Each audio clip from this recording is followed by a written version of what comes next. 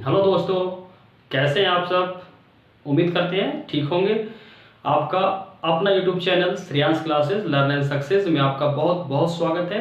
मैं हूं सुमंत कुमार और आज मैं आप लोगों के सामने जो करंट अफेयर्स का नया टॉपिक लेकर आया हूं उसका नाम है रामसर साइट। यानी कि 2020 और 21 में वे कौन कौन से स्थल हैं जो रामसर साइट यानी कि रामसर स्थल में शामिल हुए, और हम एक एक बात को जानेंगे कि रामसर साइट है क्या और इसे रामसर क्यों कहा जाता है और इसमें जो विभिन्न स्थलों को क्यों शामिल किया जाता है। ठीक है, तो सबसे पहले इसका जो टाइटल है यानी कि शीर्षक है रामसर स्थल, यानी कि रामसर स्थल है क्या। तो सबसे पहले जान लीजिए दोस्तों कि जो रामसर स्थल है यानी कि रामसर ईरान में एक जगह है, यानी कि रामसर जो है ईरान में एक स्थल है और जो पूरी दुनिया की विश्व की जो आर्द्र भूमियां हैं जिसको इंग्लिश में वेटलैंड्स कहते हैं, जो पर्यावरण के दृष्टिकोण से बहुत ही महत्वपूर्ण हो जाती हैं और पूरी दुनिया के जो देश हैं यानी कि पर्यावरण को बचाने के लिए एक कदम उठाई और इसको लेकर रामसर में पहला कन्वेंशन किया गया, यानी कि रामसर में पहला सम्मेलन किया गया 2 फरवरी 1971 को। 2 फरवरी 1971 यानी कि 2 फरवरी 1971 को इसको लेकर रामसर ईरान में यह पहला कन्वेंशन होता है। इसलिए इस कन्वेंशन को यानी कि इस जो साइट है इसको रामसर साइट के नाम से जाना जाता है। कितना, यानी कि 2 फरवरी 1971 को। और इसीलिए प्रत्येक वर्ष जो है 2 फरवरी को आर्द्र भूमि दिवस के रूप में मनाया जाता है। याद रखिएगा 2 फरवरी आपसे सवाल में पूछा जाएगा, यानी कि 2 फरवरी को प्रत्येक वर्ष जो वेटलैंड डे है यानी कि आर्द्र भूमि जो दिवस है मनाने का जो प्रमुख कारण है यही है।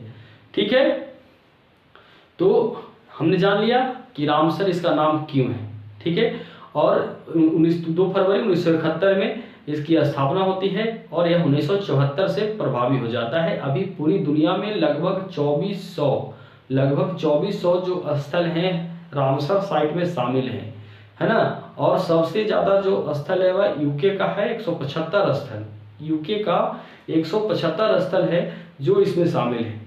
बात करें भारत की तो भारत इस जो है कन्वेंशन में रामसर कन्वेंशन में 2 फरवरी 1982 को शामिल होता है, यानी कि 2 फरवरी को प्रत्येक साल जो सम्मेलन होती है उस दिन यानी कि 1982 में शामिल होता है।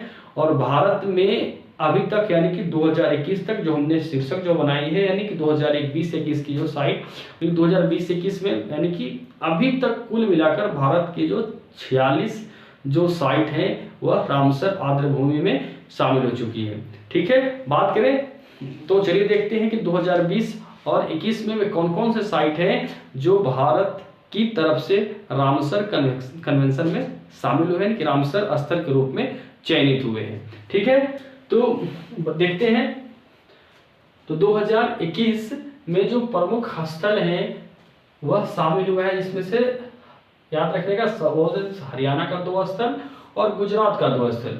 हरियाणा में जो सुल्तानपुर राष्ट्रीय उद्यान, आपको पता है पक्षी के लिए महत्वपूर्ण है, यानी कि सुल्तानपुर जो राष्ट्रीय उद्यान है वह हरियाणा शामिल हुआ है। उसके बाद हरियाणा का ही भिंडवास वन्यजीव अभ्यारण्य है, हरियाणा का ही वह शामिल हुआ है। उसके बाद जो गुजरात का 2 स्थल है जो 2021 में शामिल हुए हैं वह वाधवाना वेटलैंड और थोल झील वन्यजीव अभ्यारण्य। थोल झील वन्यजीव अभ्यारण्य एक गुजरात के, यानी कि 2021 में याद रखिएगा 2 हरियाणा से और 2 गुजरात से। आपको याद रहेगा सुल्तानपुर जो पक्षी अभ्यारण्य है सो भिंडवास वन्यजीव अभ्यारण्य वो भी हरियाणा से, वाधवाना वेटलैंड गुजरात से और थोल झील वन्यजीव अभ्यारण्य भी गुजरात से। ठीक है, ये 2021 में भारत में शामिल जो है कुल 4 स्थल जो है शामिल हुए।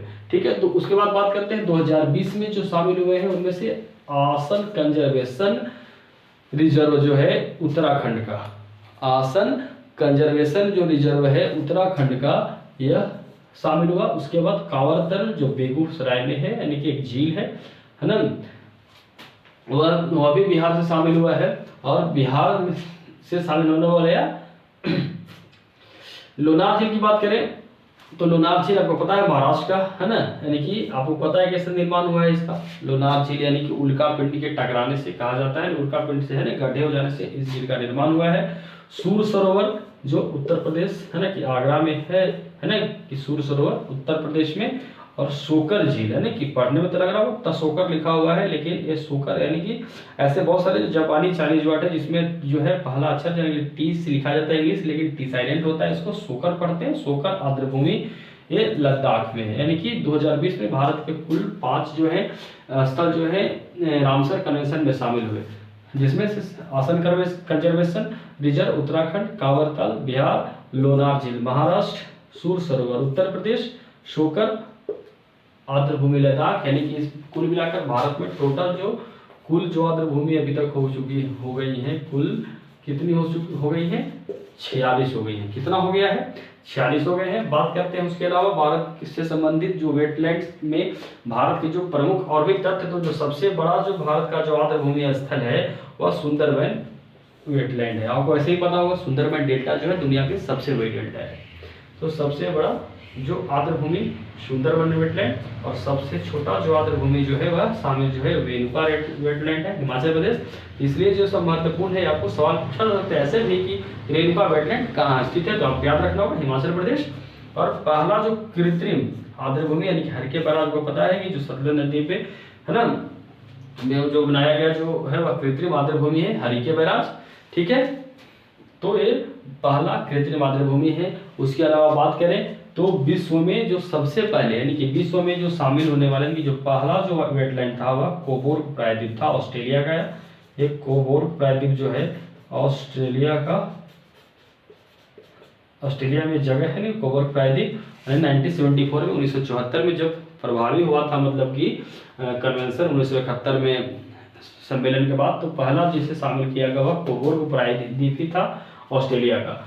तो आप उम्मीद है आपको समझ में आई होगी। और यह जो है बहुत ही महत्वपूर्ण टॉपिक है क्योंकि यह चाहे वह बड़े स्तर का यानी कि यूपीएससी स्तर तक के एग्जाम में इसको पूछा जाता है।